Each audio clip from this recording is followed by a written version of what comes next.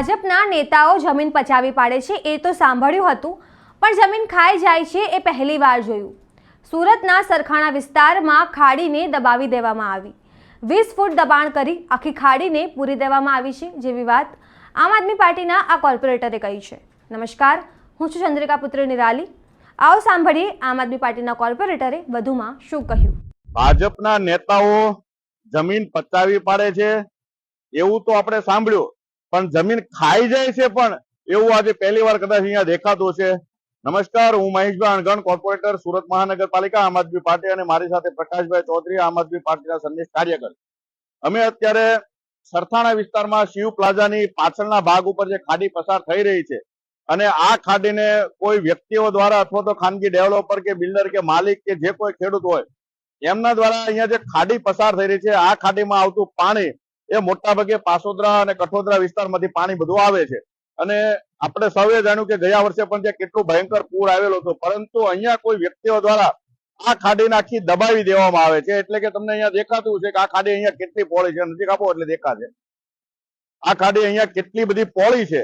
અને એની સામે અહીંયા આખી ખાડીને આ બાજુ બધા આ આગળ ખાડીનો ભાગ છે એ કેટલો બધો પહોળો ભાગ છે, અને એ જ હવે ખાડીને અહીંયાથી આખી સાંકડી કરી દેવા મતલબ કે આગળના ભાગમાં લગભગ 30 ફૂટ જેટલી પહોળી ખાડી છે, અહીંયા માત્ર 10 ફૂટ જેટલી પહોળી રહેશે. અને આવી રીતે આખી ખાડીને દબાવવાની કામગીરી અહીંયા ચાલી રહી છે. હવે ખરેખર આટલી બધી ખાડી સાંકડી થઈ જશે તો પછી આ પાણી ઉપરથી આવતું ચોમાસા દરમિયાન જે પણ પાણી આમાંથી પસાર થશે એ નીકળશે કેવી રીતે?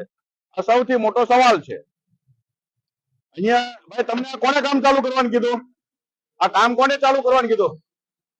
ક્યાં બોલે? ખોદી નાખો એટલે એમનું છે. કોણ શેઠ છે ખબર છે કઈ? આ અહીંયા કદાચ અહીંયા સુધીની ભાગની આ ખાડી હતી, ત્યાંથી લઈને લગભગ 20 ફૂટ જેટલું ખાડી ઉપર દબાણ કરી અને આખી ખાડીને અહીંયા સાંકડી કરી દેવામાં આવી છે. આઇકોનિક રોડ છે.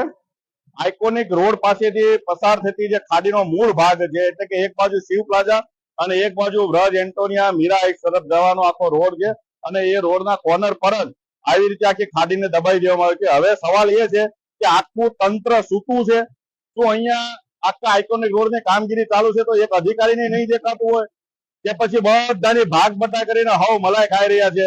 સૌથી મોટામાં મોટો વાક આમાં જે તે આ જગ્યાનો માલિક છે, શું એને અહીંયા પ્લોટ આપેલો છે એવું કેવું છે? એક વ્યક્તિ દ્વારા એવું જાણવા મળ્યું કે અમને અહીંયા જો આ માર્કિંગ કર્યું છે. હવે આ માર્કિંગ તો કોઈ ઓથોરાઇઝ વ્યક્તિએ જ કરી દીધું હોય, એનો મતલબ તો એવો થયો કે ખાડી દબી દેવાની છે.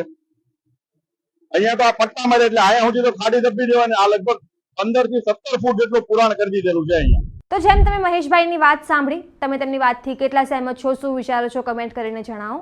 અત્યાર માટે બસ આટલું જ. સમાચારને લગતી વધુ અપડેટ્સ માટે અમારી વેબસાઇટ www.gujaratplus.in પર પણ માહિતી મેળવી શકો છો.